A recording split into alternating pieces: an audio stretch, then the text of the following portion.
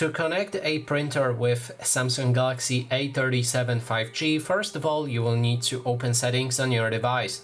Next step is to enter the connections on the top.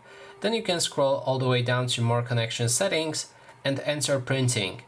Now, first thing that you can try is click on default print service, make sure that it's enabled, and after clicking on it, it will begin searching for your printer. So now would be time to enter pairing mode for your printer.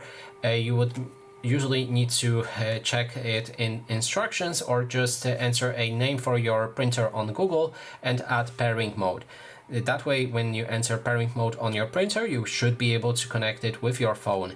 Alternatively, if this does not work but you still have your printer in the pairing mode, you can click on plus download a plugin, which will open your Google Play Store, and you can select one of the printer brands that you have right here. If this printer brand matches your printer, select it and download it. When it's downloaded, we should be able to select it in the printing options. So just give it a few seconds.